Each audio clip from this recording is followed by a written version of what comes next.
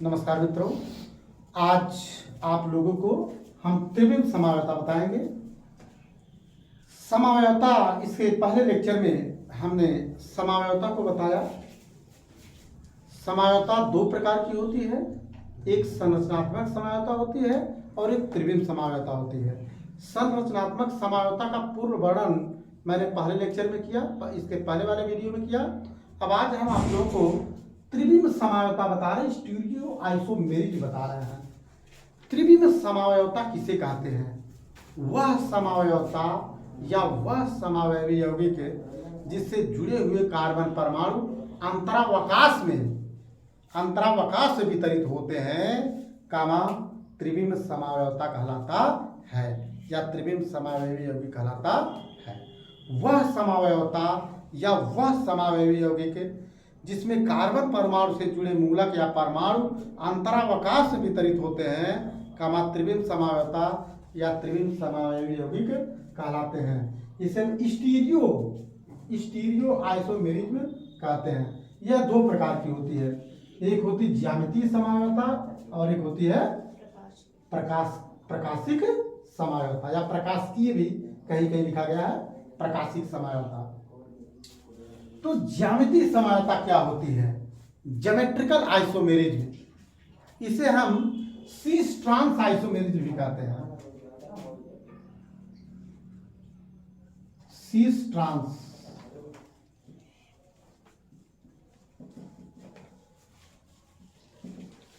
Isomerism भी कहते हैं। ज्यामितीय समावयवता क्या होती है कि वह समावयवता या वह समावयवी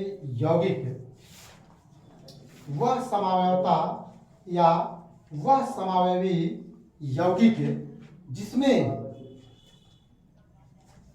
समावयवी यौगिक के समान समूह एक ही पक्ष में होते हैं, शीर्ष रूप कहलाते हैं, और समान समूह विपरीत पक्षों में होते हैं, उसे हम ट्रांस रूप कहते हैं। इस प्रकार की समावयवता को हम मेलेइक अम्ल और फ्यूमेरिक अम्ल से आप लोगों को समझाएंगे। मेलेइक अम्ल,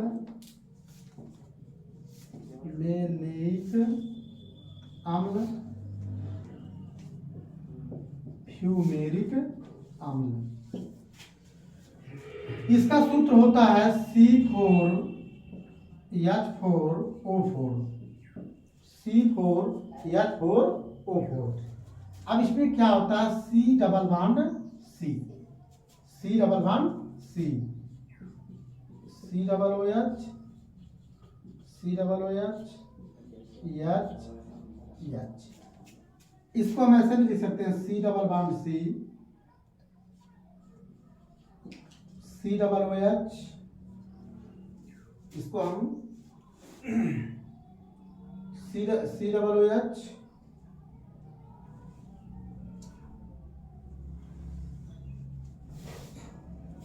और H, यहाँ पे हम लेते हैं H और यहाँ पे C double OH।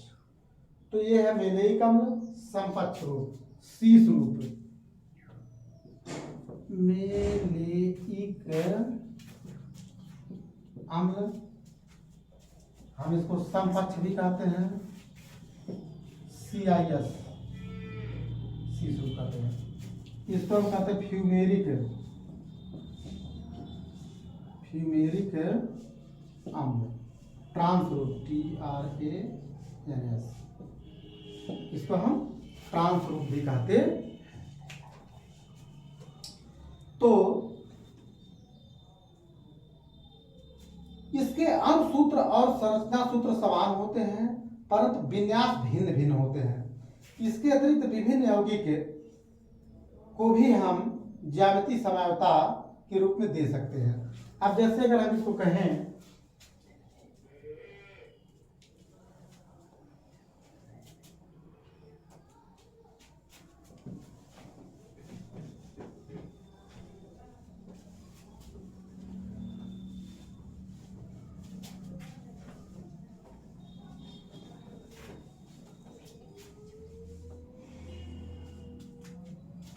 C double bond C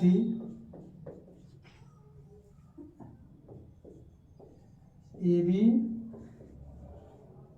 A D, C double bond C A B A D, C double bond C A D, और यहाँ पे हम बी ए कर देते हैं, ठीक है। तो इसमें आप लोग देख रहे हैं कि दोनों ए क्या है, समान है। यहाँ पे ए बी ए डी, यहाँ पे क्या है ए और बी डी है, तो इसको हम सीस कहते हैं, सी आई एस, समपक्ष रूप। इसको हम क्या कहते हैं, ट्रांस, यानी कि विपक्ष रूप कहते हैं। तो जो आपकी ज्यामितीय समानता होती है यह C4H4O4 में होती है। इसमें मेलेइक अम्ल और फ्यूमेरिक अम्ल जब दोनों एक समान समपक्ष के रूप में होते, देखिए दोनों हाइड्रोजन परमाणु एक तरफ, दोनों COOH एक तरफ होता है, तो ये मेलेइक अम्ल होता है, समपक्ष में होता है। सर वहाँ बी देगा कितनी? और यहाँ पे यह आपका AB है और यह आपका AD है, तो यह आपका वही AD है, यह आपका B है, यह आपका A है, कोई दिक्कत नहीं है, उसी को केवल चेंज कर दिया गया है। तो ये आपका होता है ज्यामितीय समावयवता। इस प्रकार की एग्जांपल हम दे सकते हैं क्रोटोनिक अम्ल में। ये तो आपका मेलेइक अम्ल और फ्यूमेरिक अम्ल का मैंने दिया। अगर हम क्रोटोनिक अम्ल का दें, क्रोटोनिक अम्ल CH3 एक बार CH, CH3 एक बार CH, double bond CH C double OH, double bond CH C double OH, तो C डबल बॉन्ड C,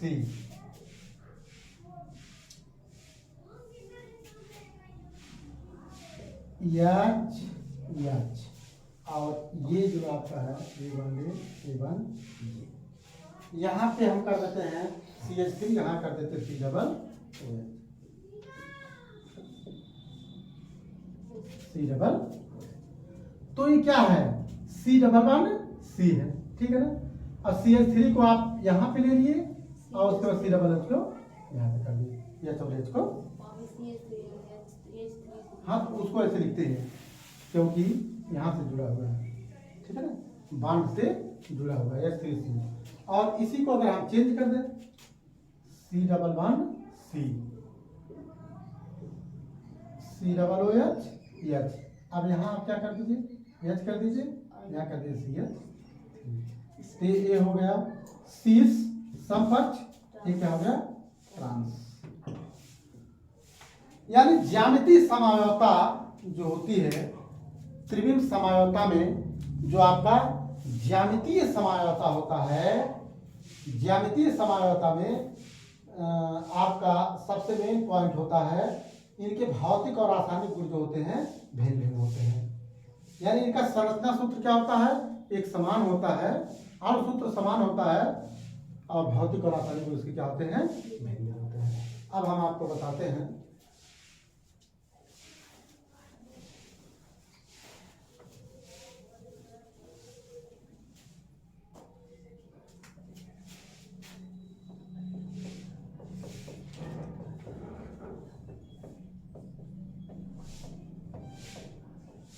प्रकाशिक समावयवता।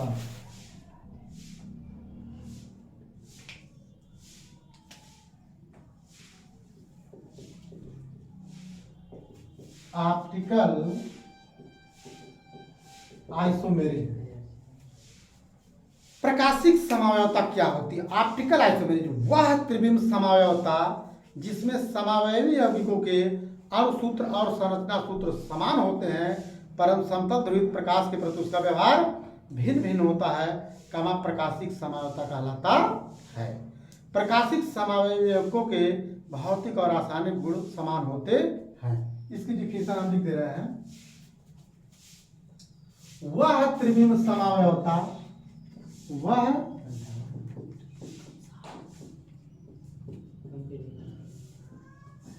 वह त्रिविम समावयवता जिसमें समावयवी यौगिक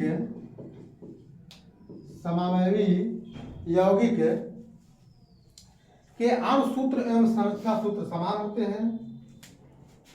समावयवी यौगिक के अणु सूत्र एवं संरचना सूत्र समान होते हैं, परंतु समतल ध्रुवित प्रकाश के प्रति उसका व्यवहार भिन्न भिन्न होता है, प्रकाशिक समावयवता कहलाता है।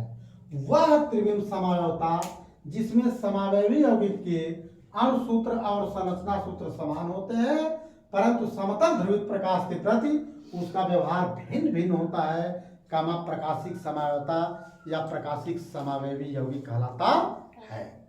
अब प्रकाशिक समावयवता से पूर्व कुछ परिभाषाएं हैं जो आपको बतानी है। ये तो मैंने आपको डायरेक्ट बता दिया। अब प्रकाशिक समावयवता से पूर्व कुछ परिभाषाएं।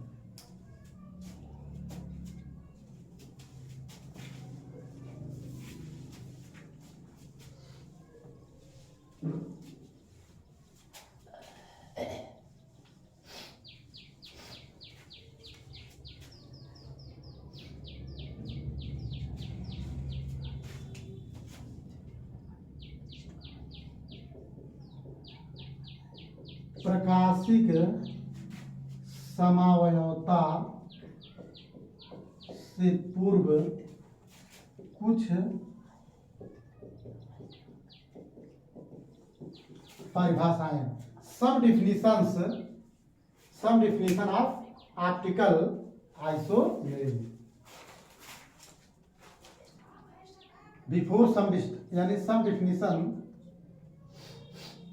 डिफिनेशंस ऑफ ऑप्टिकल आइसोमेरिज्म, यानी प्रकाशिक समावयवता से पूर्व कुछ परिभाषाएं आपको देख रही है। प्रकाशिक समावयवता से पूर्व कुछ परिभाषाएं।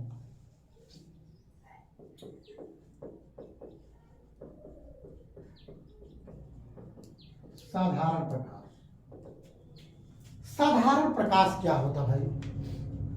प्रकाश आप लोग जानते हैं, प्रकाश का नाम सुने आप लोग? प्रकाश क्या है? प्रकाश वह ऊर्जा है जो हमारे आंख की रेटिना को उत्तेजित करता है और वस्तुओं को दिखाने में सहायता करता है।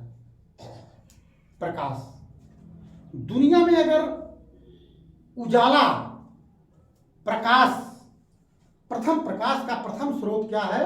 सूर्य ही है। सूर्य से ही ऊर्जा हम लोग प्राप्त करते हैं। अब इससे हम लोग कई रूपों में इसको हम लोग चेंज कर देते हैं, मगर यहाँ पर क्या है? प्रकाशिक समावयवता से पूर्व कुछ परिभाषा है। साधारण प्रकाश क्या होता है? साधारण प्रकाश आपका यही है,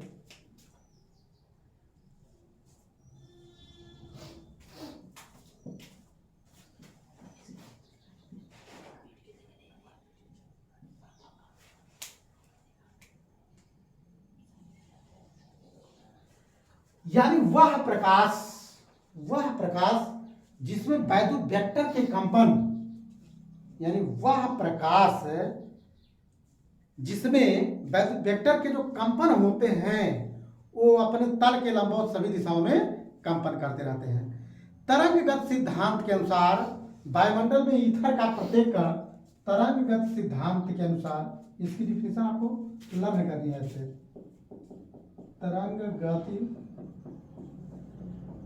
सिद्धांत के अनुसार वायुमंडल में ईथर का कण अपने तल के लंबवत सभी दिशाओं में कंपन करता है। वह प्रकाश साधारण प्रकाश कहलाता है। तरंगगत सिद्धांत के अनुसार वायुमंडल में ईथर का कण अपने तल के लंबवत, यानी प्रत्येक तल के लंबवत क्या होता है, आपका गति करता है या कंपन करता है। कणों की इस समूह को हम क्या कहते हैं, साधारण प्रकाश कहते हैं। अब इसके बाद आपको बताया जाएगा समतल ध्रुवित प्रकाश। समतल ध्रुवित प्रकाश,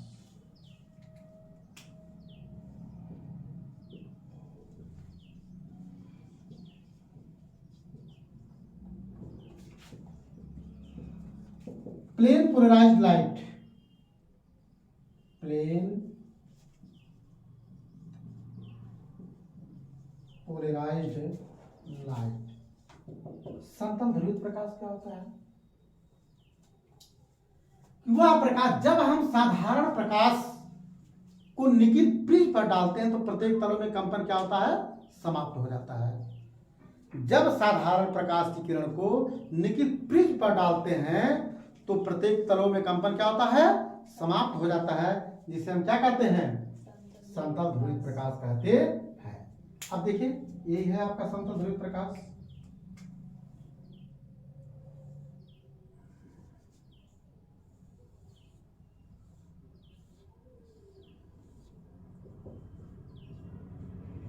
जब हम साधारण प्रकाश को क्या करते हैं, निकिल प्रिज्म पर डालते हैं,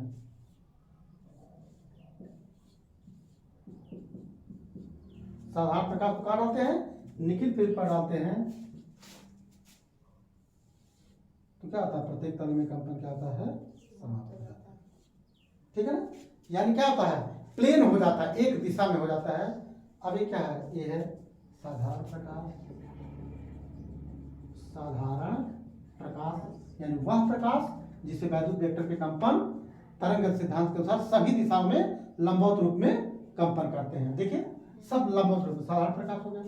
ये तो आपका है निकिल प्रिज्म, निकिल प्रिज्म, ये हो गया आपका समतल ध्रुवित प्रकाश।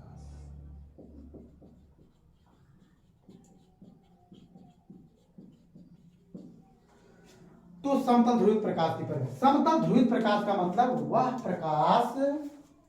प्रकाश जब हम साधारण प्रकाश को या साधारण प्रकाश की किरण को निकिल प्रिज्म पर डालते हैं तो प्रत्येक तल में कंपन समाप्त हो जाता है, जिसे हम समतल ध्रुवित प्रकाश कहते हैं।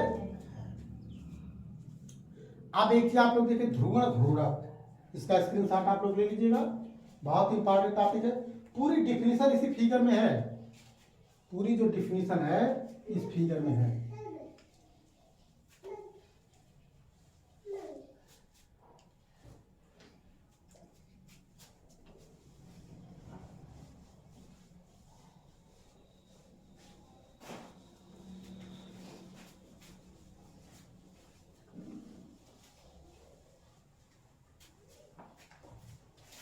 अब आपका है ध्रुवण घूर्णक।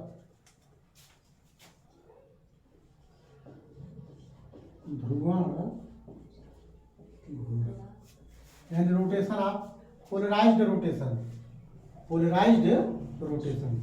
ध्रुवण घूर्णक क्या होता है, ध्रुवण घूर्णक वह कार्बनिक यौगिक जो समतल ध्रुवित प्रकाश को किसी दिशा में मोड़ देता है। वह कार्बनिक यौगिक जो समतल ध्रुवित प्रकाश को किसी दिशा में मोड़ देता है, कामा ध्रुवण घूर्णक कहलाता है। ठीक है ना, समतल ध्रुवित प्रकाश को देखिए,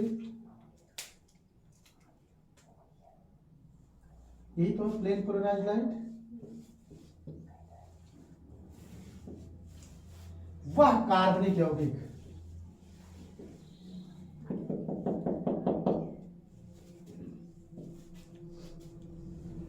समतल ध्रुवित प्रकाश को क्या करता है, किसी दिशा में मोड़ देता है।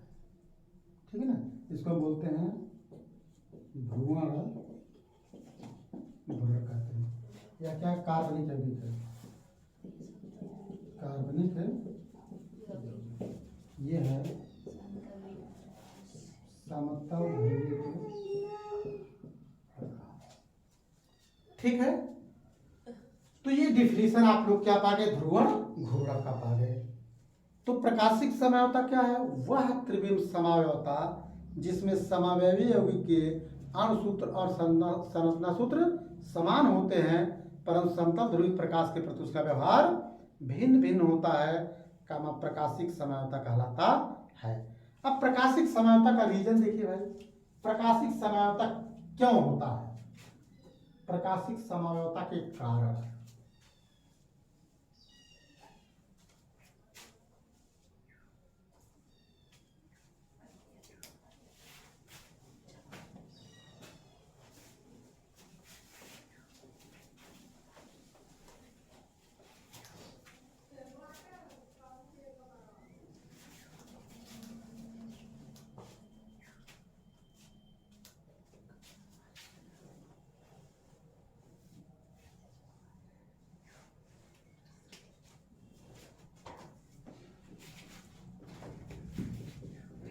प्रकाशिक समयावता के कारण, रीजन्स फॉर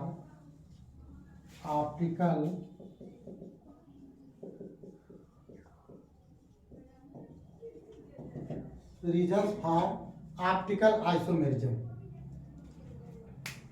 प्रकाशिक समयावता के कारण, क्यों प्रकाशिक समयावता क्यों होता है, वह कार्बनिक यौगिक जिसमें असममित कार्बन परमाणु होता है, असममित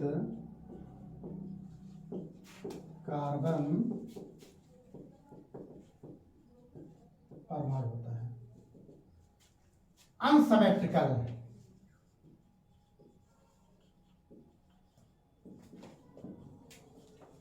यानी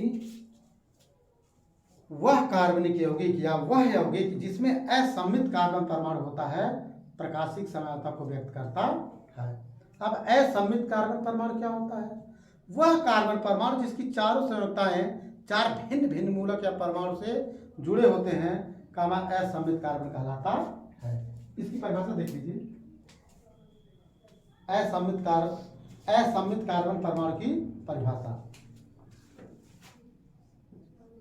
असममित कार्बन परमाणु की परिभाषा, असममित कार्बन परमाणु की परिभाषा, वह कार्बन परमाणु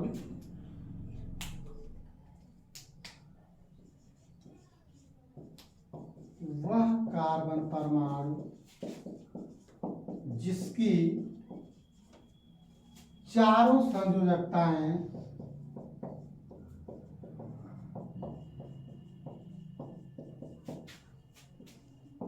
चार भिन्न भिन्न मूलक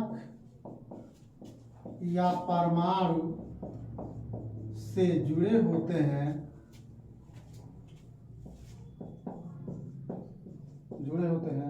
कामा असममित कार्बन परमाणु कहलाता है। अब ऐसा मतलब देखिए, अब जैसे हम क्या देते हैं, लैक्टिक अम्ल, लैक्टिक है CH3CHOH COOH, यही है लैक्टिक अम्ल, CH3CHOH COOH। इसमें क्या होता है, इसमें देखिए कार्बन परमाणु से चार भिन्न भिन्न मूलक या परमाणु जुड़े हुए हैं। कौन कौन जुड़े हैं, CH3 जुड़ा हुआ है, H जुड़ा है, OH जुड़ा है, COOH जुड़ा है। ये असममित कार्बन परमाणु, यानी वह कार्बन परमाणु जिसकी चारों संयोजकताएं चार भिन्न भिन्न मूलक या परमाणु से जुड़े होते हैं, असममित कार्बन परमाणु कहलाता है। ठीक है। अब लैक्टिक अम्ल से प्रकाशिक समझौता बता रहे हैं। इस लैक्टिक अम्ल से प्रकाशिक समझौता कैसे होती है?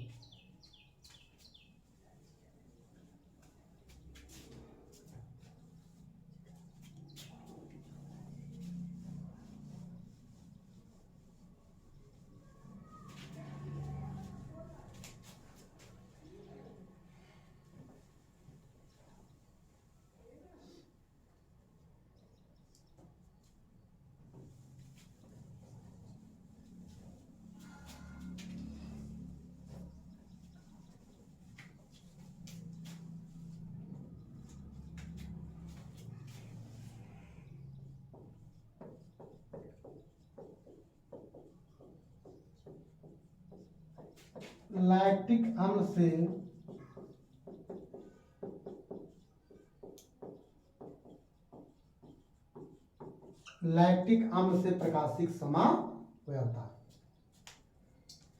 लैक्टिक अम्ल से प्रकाशिक समझौता क्या होती है? वैज्ञानिक लीवेंस तथा वान हाफ ने बताया कि कार्बन परमाणु की चारों संख्याएं क्या होती है? समतल में नहीं होती है, बल्कि समचतुष्फलक के कोरों से निर्दिष्ट होती है। वैज्ञानिक लीवेल तथा वान हाफ ने बताया कि कार्बन परमाणु की चारों संयोजकताएं समतल में नहीं होती हैं। कैसे होती हैं? वैज्ञानिक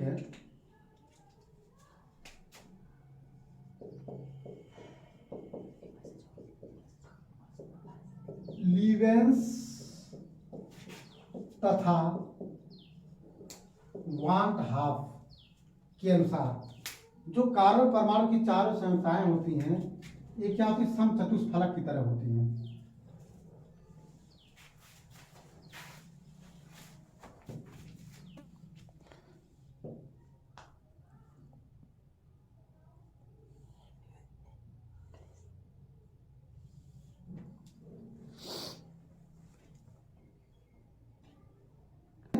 समचतुष्फलक। एक कार्बन है OH,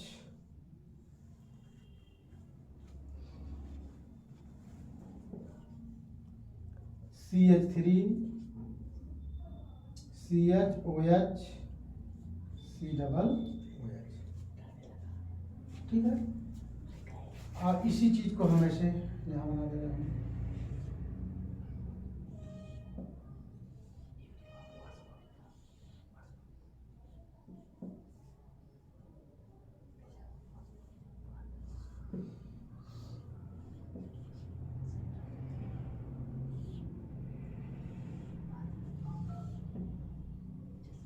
कार्बन परमाणु है CH3 CHOH COOH। इससे हम दे रहे हैं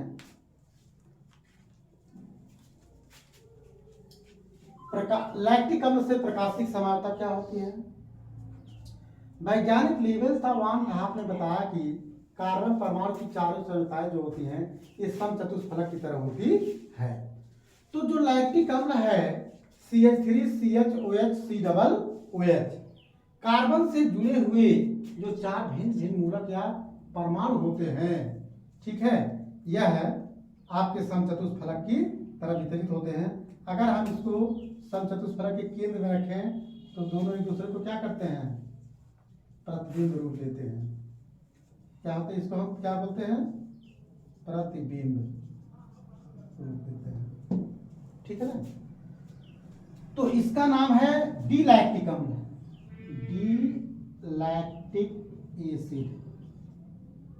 ठीक है ना? या इसको क्या बोलते हैं? Dextro lactic acid.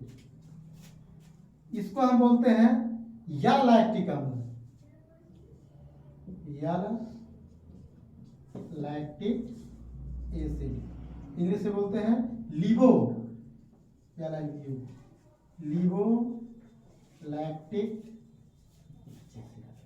और ये इसके क्या होते हैं, इमेज रूप में होते हैं।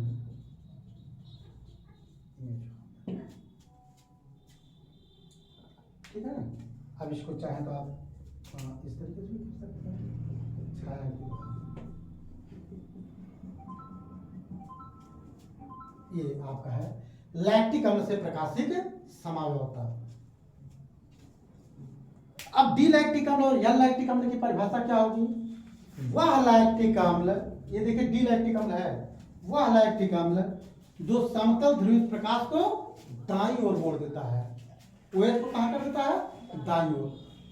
कामा डी लैक्टिक अम्ल यानी डेक्स्ट्रो लैक्टिक अम्ल कहलाता है। और एल लैक्टिक अम्ल क्या होता है? वह लैक्टिक अम्ल जो समतल ध्रुवित प्रकाश को बाईं ओर मोड़ देता है, एल लैक्टिक अम्ल या लिवोलैक्टिक अम्ल कहलाता है। अब इसमें एक चीज आपको बताया जाता है, रेशमिक मिश्रण।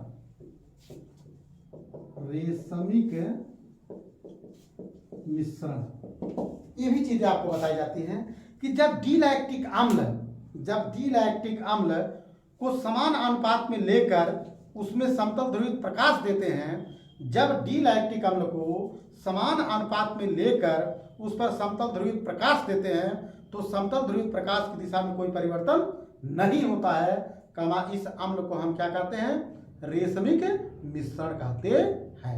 प्रकाशिक समावयवी यौगिक एक दूसरे के समतल प्रतिबिंब होते हैं।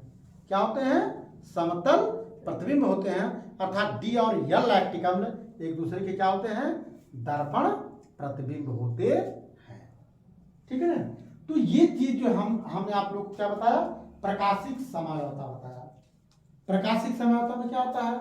साधारण प्रकाश होता है, समतल ध्रुवित प्रकाश होता है, ध्रुवण घूर्णक होता है, रेशमिक मिश्रण होता है।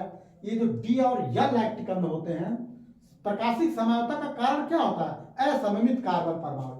हम बार बार बता रहे हैं, असममित कार्बन परमाणु मतलब सी ऐसे भी दे सकते, CABXY।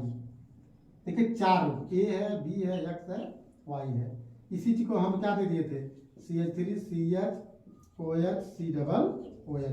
तो ये जो आपका रेखांकित कार्बन परमाणु है, ये जो कार्बन परमाणु से 4 भिन्न भिन्न मूलक या परमाणु जुड़े हैं, इस कारण जो है कि क्या होता? प्रकाशिक समावयवता होता है। प्रकाशिक समावयवता का मेन रीजन क्या है? असममित कार्बन परमाणु, अनसिमेट्रिक कार्बन एटम होता है। ठीक है ना। तो ये हो गया। अब इसमें एक क्वेश्चन आता है, उस क्वेश्चन को हम बता रहे हैं।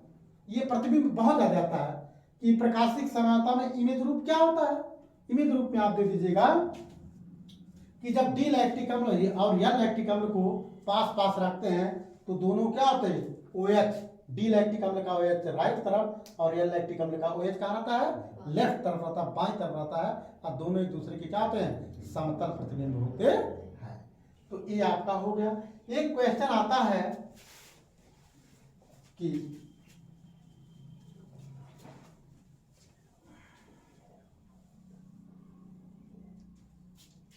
सिद्ध करो कि ग्लूकोज और फ्रक्टोज।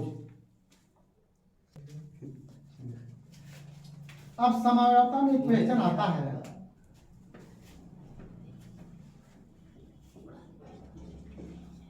सिद्ध करो कि ग्लूकोज और फ्रक्टोज एक दूसरे के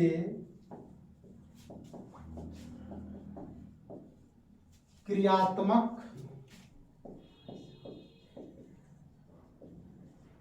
समावयवी होते हैं। सिद्ध करो कि ग्लूकोज और फ्रक्टोज एक दूसरे के क्रियात्मक समावयवी होते हैं। आप लोग एक बात बहुत सोचने समझने की बात है, C6H12O6 क्या नाम है इसका? ग्लूकोज। हम पूछे फ्रक्टोज का क्या सूत्र होगा तो वो भी आप बताते हो। ठीक है ना। ग्लूकोज और फ्रक्टोज दोनों का सूत्र क्या होता है? C6H12O6 होता है। ग्लूकोज और फ्रक्टोज, ग्लूकोज फ्रक्टोज दोनों का सूत्र C6H12 O6 होता है। तो क्यों एक का नाम ग्लूकोज पड़ गया, क्यों फ्रक्टोज पड़ गया, जब सूत्र एक ही है। ये बात है, बहुत ही सोचने की बात है। ग्लूकोज फ्रक्टोज दोनों का हम C6H12O6 कहते हैं। देखिए इनके जो क्रियात्मक समूह होते हैं वो क्या होते हैं, अलग अलग होते हैं। अब हम बता रहे हैं कैसे होते हैं।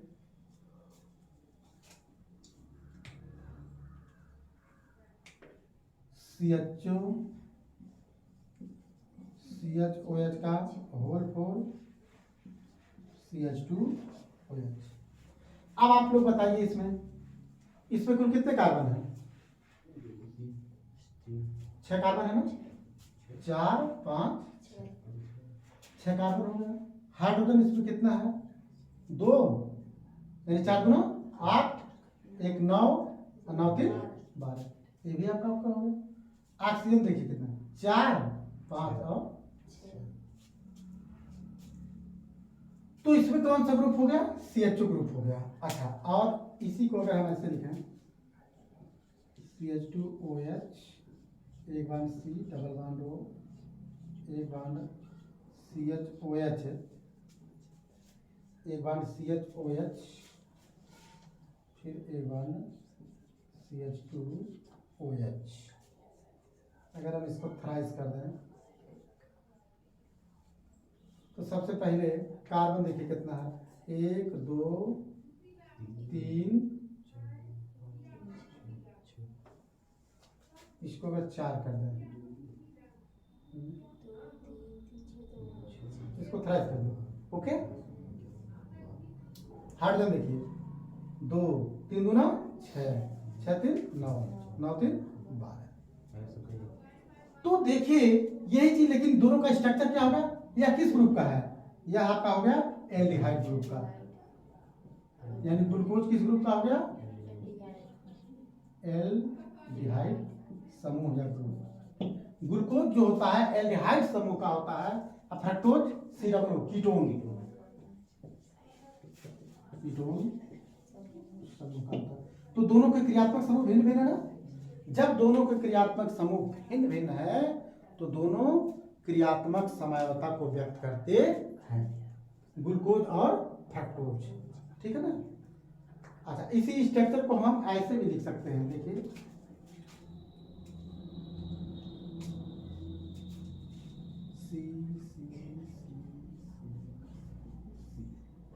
ठीक।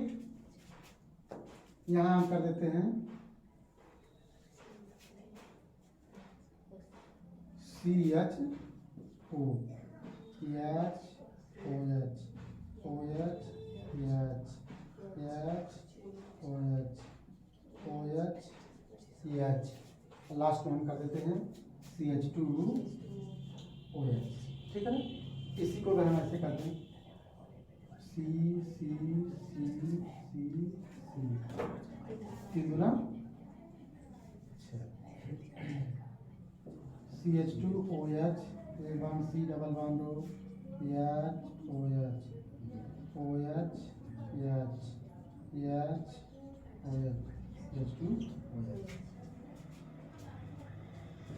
This is glucose, this is a glucose, this is